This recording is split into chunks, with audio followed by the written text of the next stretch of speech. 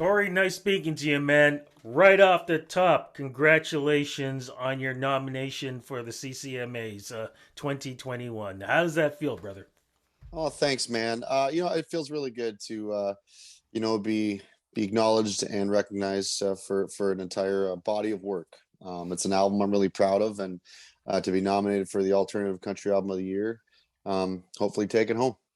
My fingers are crossed for you, man. This must Thank be you. also a very, very special year for you and for a lot of the nominees, too, performers and everything else, because really this is the comeback. I mean, almost 2 years of dealing with COVID, not doing the show the way it's usually been done.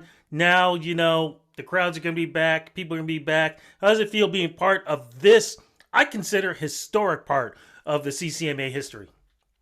I think just getting back to somewhat normality and being around your peers and friends that none of us have seen in quite some time now due to COVID and the pandemic. So, just getting to go out and celebrate Canadian country music with a bunch of your buddies you hadn't seen in a while. I think it's going to be a good time, and I'm happy to be part of it. And I'm really happy to be there.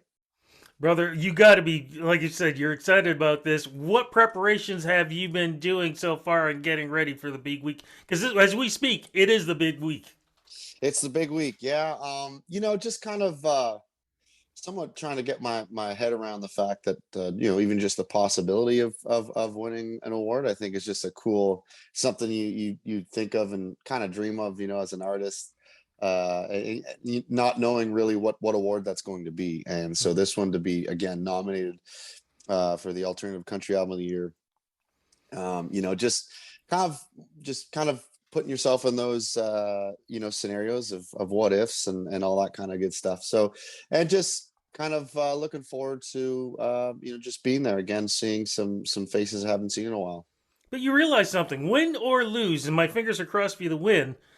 Every time you are introduced, it's either going to be CCMA nominee or CCMA winner. Yeah. CCMA is now attached to your career forever. Yeah, and I'm very proud of that. When I found out that I was nominated this year, made the final ballot. Again, just really happy and excited. It's an album I'm proud of, and I think it's very unique as far as the sound goes. I mean, having Kevin Churko produce that and working with those guys have been a blast. And I think that this record really, who I am, is exactly that. A certain time of my life, it's as I always say, it's the good, bad, and the ugly. And I think it's just something a little bit different from everything else out there in the country world and the rock world, and it's a little bit of both. And yeah, it's very proud of this one. So again, just honored to be like you mentioned, have my name tied to a CCMA award.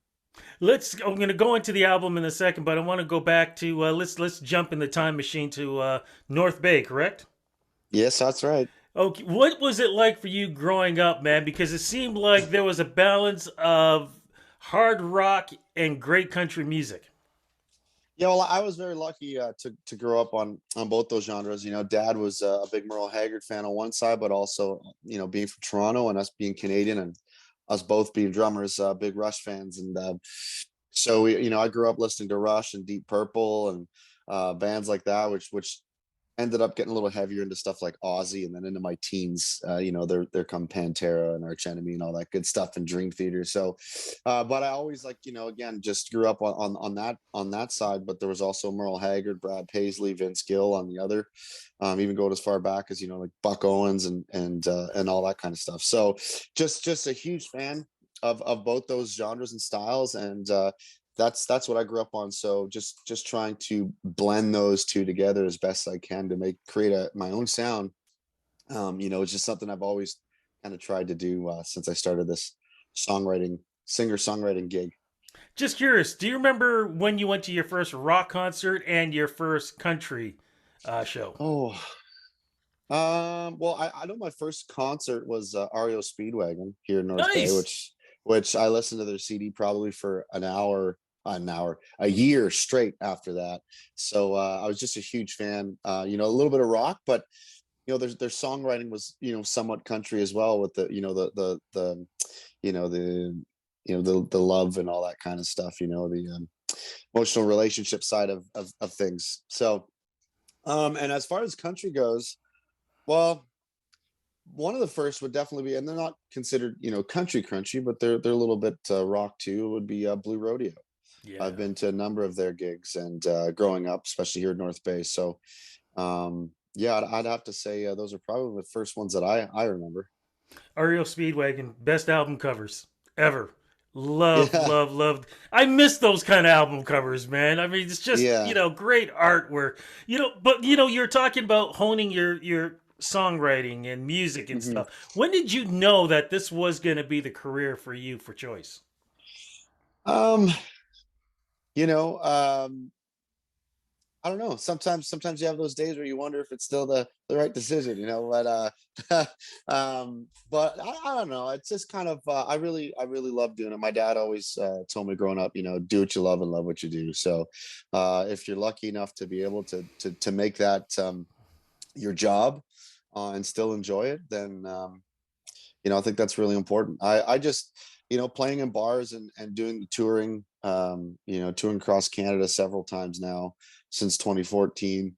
You just kind of catch that bug, I guess. I just really enjoy being around people and seeing their faces, and getting out, just having a good time. I'm all about that. So I think when I started touring with guys like Aaron Pritchett Yeah. and Brantley Gilbert, Toby Keith across Canada, where I kind of found my niche, I guess.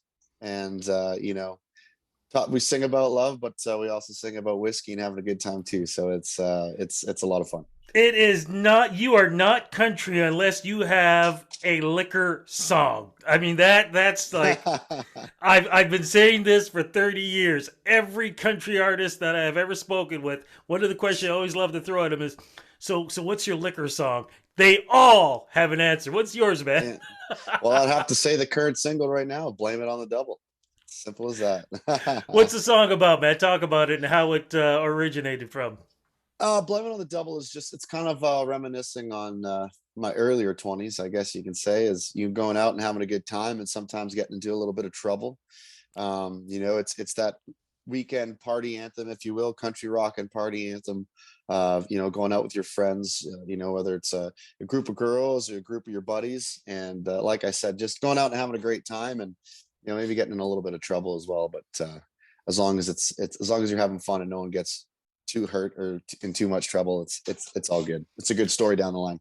And of course, we never really said the name of it. Of course, the name of the CCMA Alternative Country Album nominated album. What's it called, man? And how does it represent you in this point in your career? The album's called "Who I Am," and this record is just like I said earlier, just a bit of the good, bad, and the ugly of a certain time period in my life. I wrote this between 2015 and 2017, and later, Kevin and I finished the production on it in 2018 or so, and then we started planning the singles. So this album is just I think it really represents me as a writer, but also a bit of my live performance too, because there are those songs that are more like a mix of Merle Haggard and Waylon Jennings, if you will, but then we get into the energetic side, the rock energy, with songs like Outlaws and Outsiders and Blame It Yeah. on the Double. People see the glamorous side always to artists like yourselves. They walk in, they see you performing in the bars, they see you performing on stage, they see you walking the red carpets like you're gonna do this weekend, but they don't see the tough side. What has been the toughest thing for you in keeping this career going, other than having to deal with what was going on with COVID for the last 2 years? I think just trying to be consistent, and just trying to find ways to to enjoy it, and try to get through those. There's especially times like this where a big part of what I do, what I love doing, is touring, performing, and going to radios and seeing people. I've done this for a year and a half now, almost 2 years, where it's nothing but come up in my studio and get a Zoom link, and it's just you can't shake hands or hug or anything like that. So that's been a little different. Just I guess that human connection, that natural human connection, and um, but I feel like I've gotten better at this kind of stuff. So there's a bonus there. Um, but I think just trying to stay positive and optimistic and seeing that light at the end of the tunnel. I'm just one of the things that's helped me is keep in mind that it's not just you, it's not just me, it's everyone's kind of going through this. So um, knowing that we're all in together one way or another is just we all got to find our way to keep on going. What are the plans for 2022 as we speak? We're heading there. It's a short time before the clock strikes 12. Yeah, man, it's time's flying by. I'm really looking forward to getting new music out. I got a brand new record locked and loaded, ready to go. Nice. Which I just finished that in Vegas last week, and hopefully some big tour announcements here in Canada and across the U.S. and hopefully make my way across the pond into the UK and kind of finish what we started there before COVID. In between this time, man, the holiday season is kicking in. What are the plans for Christmas? I think the plans for me is just enjoy a little bit of downtime with some friends and family. Maybe a little whiskey here and there too. Watching the Leafs kick butt with dad, and yeah, my brother's going to be coming home. He's been a professional hockey player, NHL draft pick, and Wow. he played hockey for 13 years and just recently retired this summer, and then out getting a great coaching gig with the Seattle Thunderbirds in the WHL. Nice. So this year will be the first year that he's home for Christmas, and I can't even think of the last time he was home for Christmas. So even though it's he'll only be home for 4 or 5 days, I believe it'll still be nice to have the big man home and just do some family stuff together. And I think that's what I'm looking forward to most. You know what? Your dad must be so proud, man, of both of you. Like, just proud of the kids and the family. Well, the one thing, because we hear it around town too, and I love it. My parents have just been such a huge support for both of us, really, and the incredible parents. I'm very thankful for them. And my dad always says that the biggest thing, when people tell him that, he must be so proud of him. He says he always says that the biggest thing for him is that both his kids are doing something they love, Yeah. and that's really it. And you couldn't ask for anything else. We like you said, we do what we love and love what we do. Before we That's it. wrap it up, as we're heading into 2022, and I've been asking this question to a lot of artists, when 2019 hit, everybody was just like, oh my God, we got to get to 2020. We got to Yeah. 2020. They were like, please, 2021. Well, we got to 2021.